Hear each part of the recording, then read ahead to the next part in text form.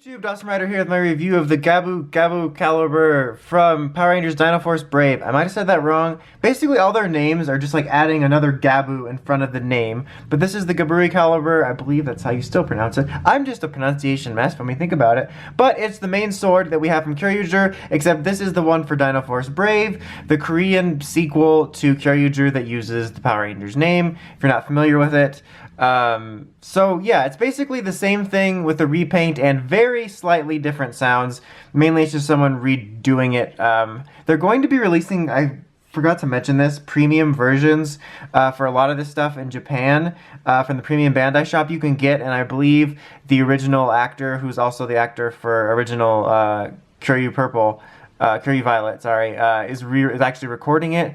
I'm kind of okay with just getting it now because at least it's something different. It's Crackhead A or Crackhead B. Anyway, let's go ahead and just jump right into this. I'm going to go over the battery first just so I don't forget it. So it does include a unique battery. Oh, I'm going to get attacked for calling it a battery. I always get attacked at the Dino Charge reviews for calling it a battery. But a Zyudenchi here. It is number 25. Again, I really dig the look of these. I like the white contrasting off of it. But you just get the two little slides like on all the Kyoryuger ones.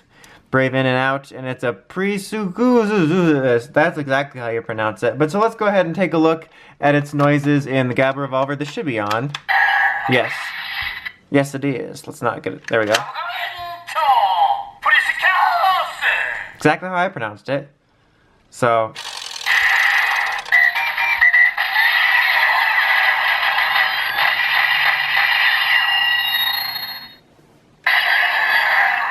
Okay, so then we'll do its attack noises. I have Cannon Tira in here to do its attack noises real quick. There's not much to go over in this. We might as well.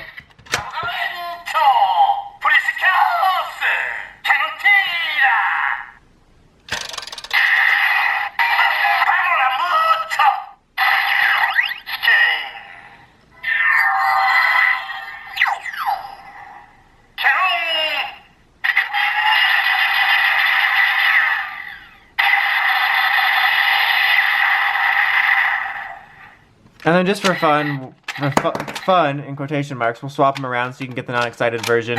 And if you put it in Tyranno King, you'll just get the same thing. You'll get the name and then the sound effect we're already hearing for it.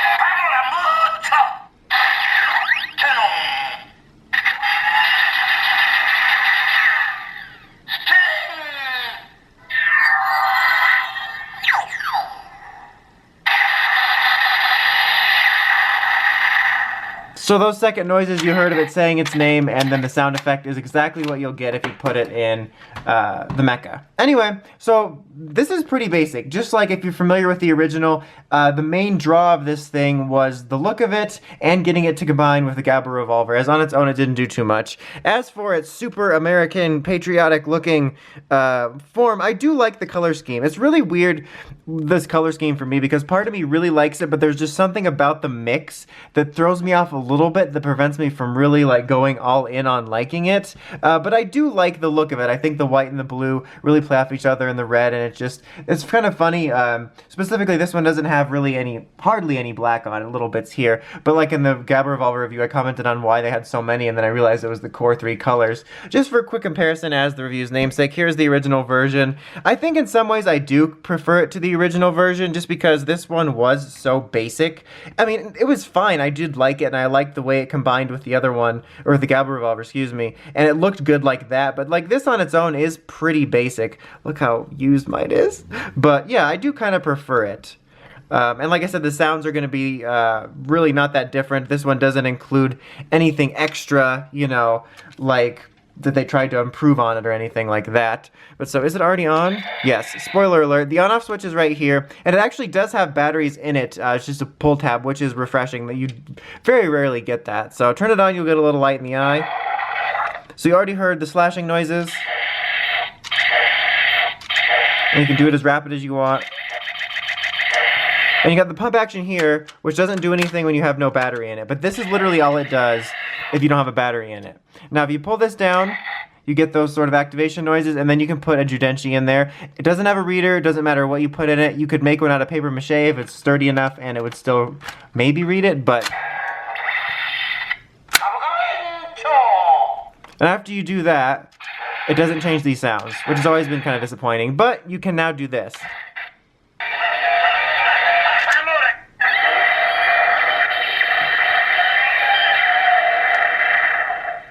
And that is really all it does. If this is the only thing you're buying, or the other one was the only thing you're buying, it's all it does.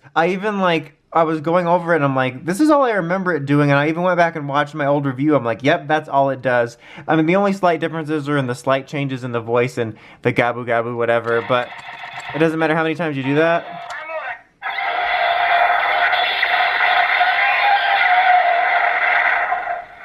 That is all you got for that. So yeah, that's a thing. So yeah, it's really nothing that spectacular on its own. So to get it ready for the transformation, it's very simple. Just fold the blade in. You can put it out as well if you want to do the yayoi version. And then just press this button and latch it around. And now all the new sounds are going to come from actually the GabuRevolver. So just slide it in. You remember how this goes.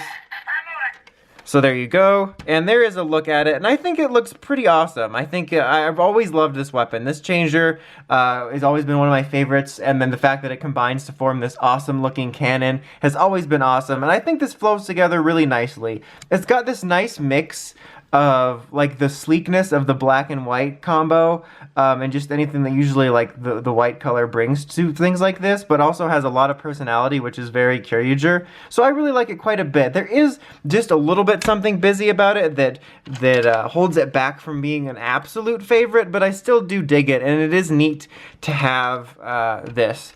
Alright, so the sounds, I believe I actually pretty much went over them in the other one when I just showed what it looked like with the other, but let's go ahead and do it. You get that. And you can hold it down for like a succession. If you pump action.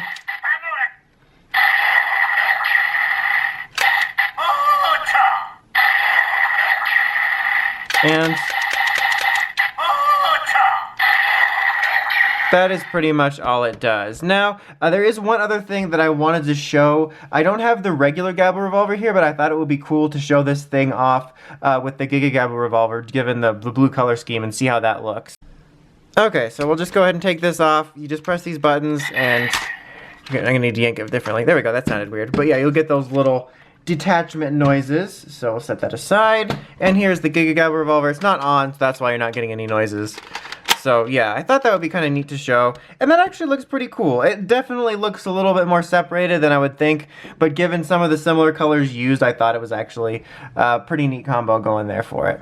But anyway, overall, much like the first one, this thing is very okay. I would recommend either waiting for the set from Premium Japan, or if you want to get this off eBay or something, and just wait for a good price.